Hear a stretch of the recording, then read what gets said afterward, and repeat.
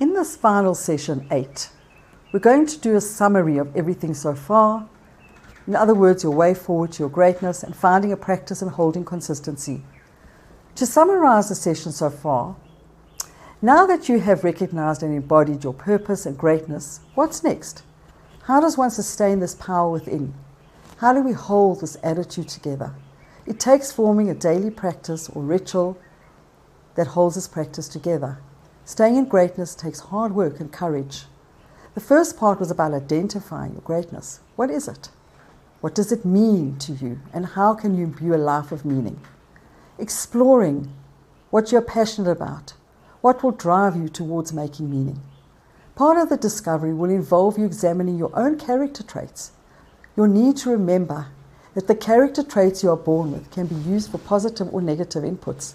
It's important to continue to take on practices of building your self-worth and honoring your character traits and the positive aspects held within you. Stay away from the need to follow somebody else's traits as they hold no integrity, even people you may admire. It's the danger of worshipping another, like a guru or somebody you admire deeply, so deeply that you want to follow them. There's a danger of becoming dependent, which is indicative of you having low self-worth.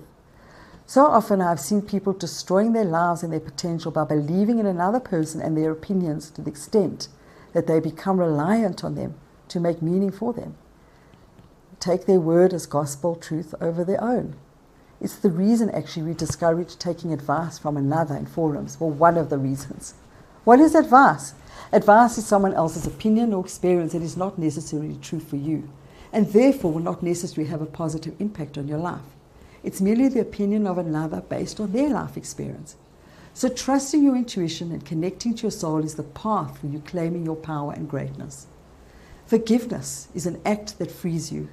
You can really only forgive yourself or an incident. We don't know for sure that the other person has taken any responsibility for their actions, or if they're even aware that they have hurt you. No one gets up in the morning, in particular no parent for that matter, wakes up in the morning and makes a conscious decision to harm or upset their children. We need to remember that other people's responses to us come from their personal life experience and narratives. Their actions are taking place through their ego, not their soul. Of course, if they are negative actions. We also need to remember that our response to the other comes through our own narratives. We all come from such diverse backgrounds and family systems. Our behaviors and beliefs come from a deep connection to those systems. Neither is right or wrong, they just are. Even most difficult statement from another may seem hurtful to you, but the other person doesn't not necessarily feel that it's negative because of their life experiences. We have so many expectations of ourselves and naturally related to the other.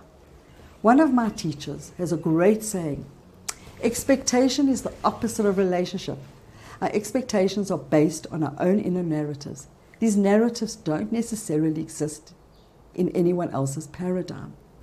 It's important to be more conscious of negative narratives that you hold, which is usually coupled by a negative pattern that you're using as a resource in place of taking your power and moving towards your goals and dreams.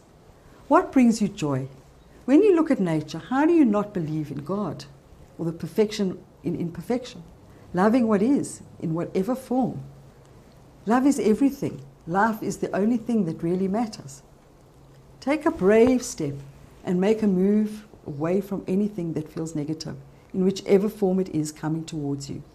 Instead of harping on bad relationships and people that have negative impact, make a conscious effort to move towards those that love you back, those that are honoring of you, and mostly the people that bring you joy, vice versa.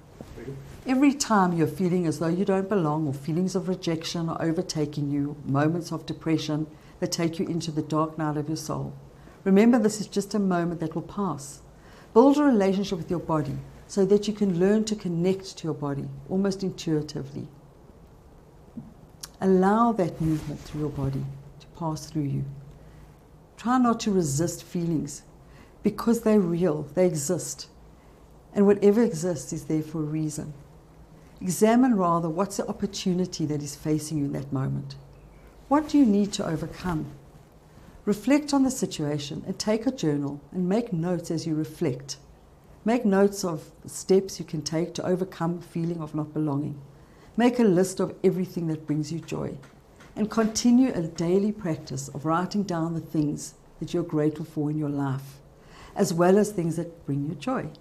Make an effort to embark on those events that bring you joy.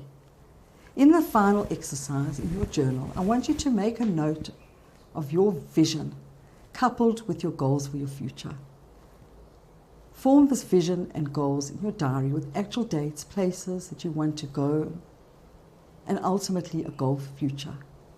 Draw a picture of this vision that relates to the present and future outcome in the form of a timeline.